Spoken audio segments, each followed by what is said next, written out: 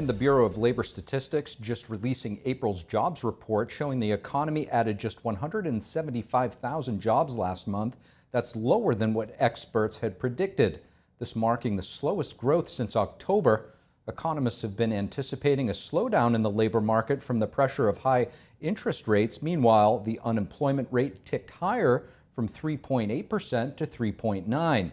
April marking the 27th consecutive month the jobless number stayed under 4%, a streak last seen in the late 1960s. Annual wage growth also slowing to 3.9%. It was the first time this figure fell below 4% in nearly 3 years. And President Biden and former President Trump clashing in their reaction to the new jobs report.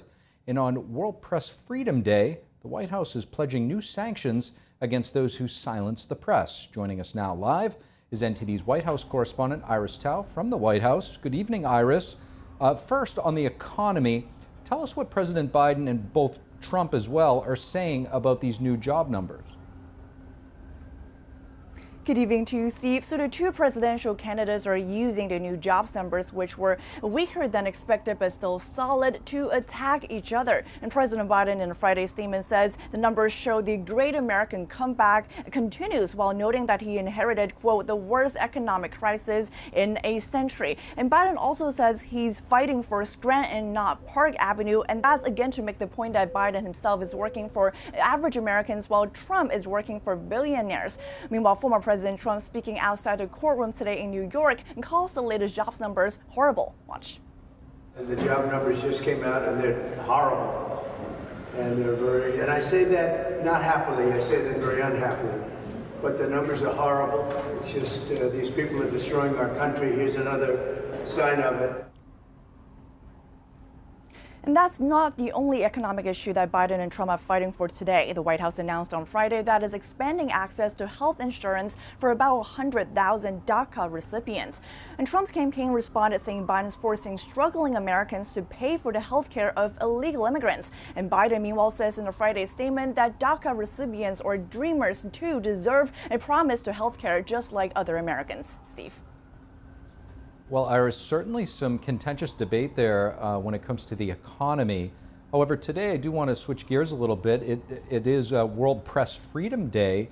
What is the White House saying about this? Right, so to commemorate World Press Freedom Day, President Biden today again called for the release of all imprisoned journalists around the world, including Wall Street Journal's Evan Gershkovich, who was imprisoned and wrongfully detained in Russia for over 400 days. And the White House also says that President Biden will impose new sanctions on countries that violate press freedom, saying this. Watch. In the coming weeks, the president will take executive action in response to the global crackdown on press freedom, declare it a grave threat to national security, and authorize measures including sanctions and visa bans against those who attempt to silence the press.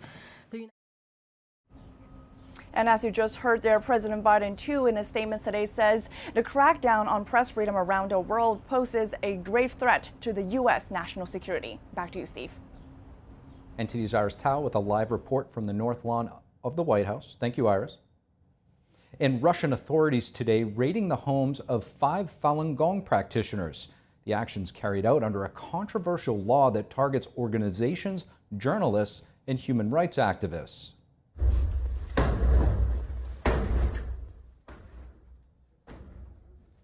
Seen here in the video showing police kicking open an apartment door and storming in, this in search of Falun Gong practitioners. A separate clip showing Russian authorities gaining access to another Falun Gong practitioner's home. Falun Gong, also known as Falun Dafa, is a traditional Chinese spiritual practice based on the principles of truthfulness, compassion, and tolerance. A statement by Executive Director of the Falun Dafa Information Center, Levi Browdy, read in part, "Today, Falun Gong is freely practiced in more than 100 countries around the world, where it is welcomed and often celebrated. Only Communist China has sought to demonize and persecute Falun Gong practitioners. It is therefore appalling that Russian authorities would arrest Falun Gong practitioners simply because they seek to meditate, study Falun Gong teachings, and adopt its principles, truthfulness, compassion, tolerance into their daily lives.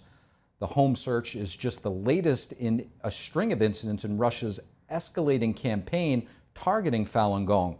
Moscow has rolled out a string of measures in line with the Chinese Communist Party. China and Russia declared a no-limits partnership in 2022, and their ties only growing stronger after the Kremlin launched its invasion of Ukraine. Russian President Vladimir Putin is planning to visit China later this month. This also comes as Bloomberg reports that U.S. intelligence officials have said that Russia could assist China in a possible invasion of Taiwan. And in an already strained trade relationship with China, the United States on Wednesday imposing sanctions on roughly 300 entities, including some in China and Hong Kong. This for enabling Russia's industrial war complex. Now, Russia is furthering China's transnational repression in their own country. And to discuss these developments, I'm happy to have with us Michael Stumo, Chief Executive Officer of the Coalition for a Prosperous America. Michael Stumo, thank you so much for joining us. Great to be here, Steve. It's great to have you back. Michael, with the United States imposing nearly 300 new sanctions on entities in China and Hong Kong for supporting Russia's war efforts, do you think that these measures will ultimately deter China from further aiding Russia in this Ukraine war? They really won't. Most of the entities are Russian. There's just a few that are Chinese that are providing military support for Russia, and it's not even their whole family tree, meaning they have subsidiaries or parents, and they just pick one out of the family tree. So the Chinese can sort of mix and match.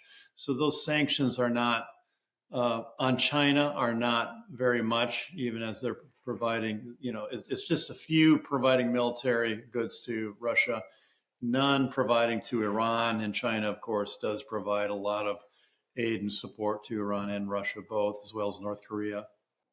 Now, Senate Democrats recently urging the Biden administration to reconsider tariff reductions on China, in some cases asking to raise them, citing concerns over national security, economic competitiveness. How do you view these proposed tariff adjustments in the context of U.S. economic policy? Well, it was a good letter. There were 7 Democratic senators led by Sherrod Brown, also Robert Casey of Pennsylvania, and significantly Chuck Schumer, the majority leader, which was a bit of a surprise and a good one in my view. There is right now a statutory 4-year review of Trump's China Section 301 tariffs. It's been ongoing for a while, quite a while. Actually, hasn't been released. So it's a mandatory review. Remember, these tariffs were put on China in 2018, I guess it was, because statutorily due to China's IP theft. It ended up being on about 50% of Chinese goods, but with a bunch of exclusions, it was, quite a bit less than that. So there's been a battle in the Biden administration whether to get rid of them for reasons of, it's mostly Yellen, Janet Yellen, the Treasury Secretary, and her team, also Blinken, that oppose keeping so much of those tariffs. Catherine Tai, the U.S. Trade Ambassador, wants to keep them strong. Some Democrats have criticized the tariffs just because they're Trump. Some Republicans have because they're just globalists that want to buy cheap stuff from wherever and just don't pay attention. But for these Democratic senators to weigh in was a nice development. Now, Michael, a story that's breaking this morning that we're starting to follow and cover is there was a situation in Russia where members of the Falun Gong spiritual discipline their homes were raided by Russian authorities. This is significant because it's the first time that this persecution has been extended by any government outside of China in the 25 years that it's been persecuted in China. Some reports are saying that this is a gift from Putin to Xi Jinping because they're going to be meeting soon. I guess if you could just speak to the greater issue at stake here of Russia gravitating more toward China throughout this war in Ukraine and your concerns over human rights issues in both countries. Well, that's terrible news. China is Russia's supporter now, buying their oil, buying their commodities, supporting their war effort. China trade and support for Russia has skyrocketed since the Ukraine war. I guess it's payback right now, where the CCP's oppression of the Falun Gong is being exported to Russia in this sort of no limits partnership that Xi promised to Putin. Michael Stumo, as always, really appreciate your perspective. Thank you. Thanks for having me. Thank you for watching the Capitol Report. If you want to see our full broadcast, check us out at epochtv.com.